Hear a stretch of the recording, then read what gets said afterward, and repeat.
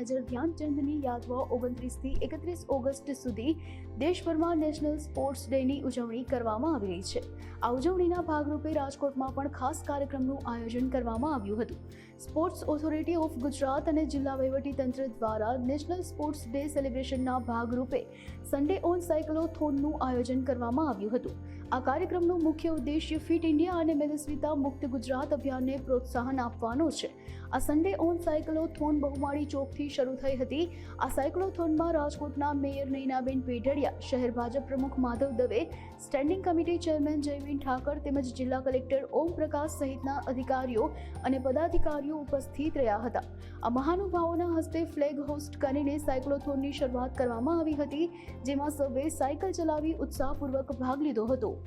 આજે national sports ડેની 3 દિવસની ઉજવણીના ભાગરૂપે રાજકોટ મહાનગરપાલિકા અને જિલ્લા વહીવટીતંત્રના સંયુક્ત ઉપક્રમે મેજર ધ્યાનચંદજીના જન્મદિવસની યાદમાં આજે સન્ડે ઓન સાયકલ્સનું આયોજન કરવામાં આવ્યું છે, જેમાં ઘણા બધા સાયકલવીરો, માનનીય મેયરશ્રી, માનનીય ડેપ્યુટી મેયરશ્રી, માનનીય સ્ટેન્ડિંગ કમિટી ચેરમેનશ્રી, માનનીય આરસીએમ શ્રી અને તમામ પદાધિકારીઓની અને અધિકારીઓની ઉપસ્થિતિમાં ખૂબ સરસ આયોજન કરવામાં આવ્યું.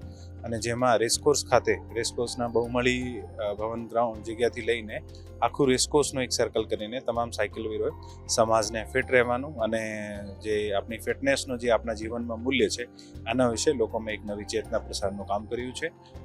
આ આયોજનમાં તમામ જેટલા પણ અમારા સ્પોર્ટ્સ અધિકારી અને યુવા વિકાસ અધિકારી તમામે ખૂબ મહેનત કરી છે. કોર્પોરેશન દ્વારા પણ ખૂબ મહેનત કરવામાં આવી છે.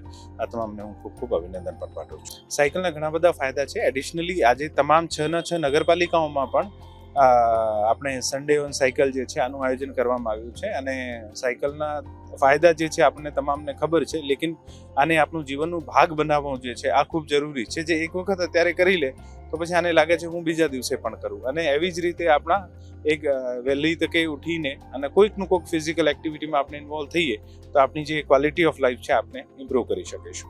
જીવનના જેટલા પણ આપણે નોકરી, ભણવું અને ખરેખર જે જીવિકોપાર્જન માટે જે પણ ઇકોનોમિક એક્ટિવિટી જેટલી જરૂરી છે એટલી જ સ્પોર્ટ્સ છે. કારણ કે સ્પોર્ટ્સ જે આપણા જીવનમાં હશે તો જ આપણું જીવન જે છે હેલ્ધી રહેશે અને જે ક્વોલિટી ઓફ લાઈફ કહેવાય છે આ જળવાઈ રહેશે. Thank you. હોકીના મહાખિલાડી ધ્યાનચંદના જન્મજયંતિ નિમિત્તે સાયક્લોથોનનું આયોજન કરવામાં આવેલું છે.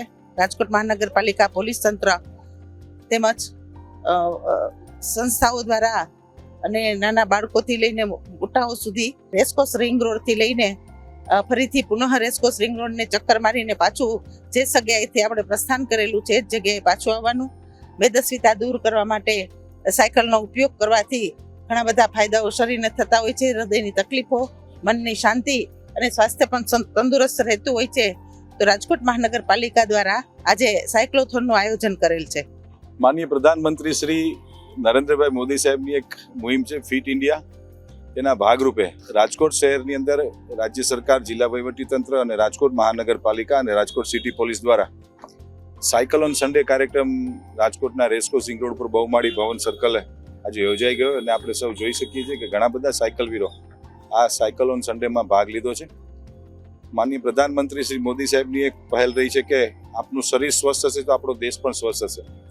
શરીરને સ્વસ્થ રાખવા માટેની આખી આ મુહિમને પ્રધાનમંત્રીશ્રીએ જે પૂરા દેશની અંદર એક ગામડાથી લઈ અને દેશના મોટા શહેર સુધીની જે એની આ મુહિમ છે, આ મુહિમને આપણે સૌ દેશવાસીઓએ એમને સહકાર આપવો જોઈએ અને સાકાર કરવું જોઈએ.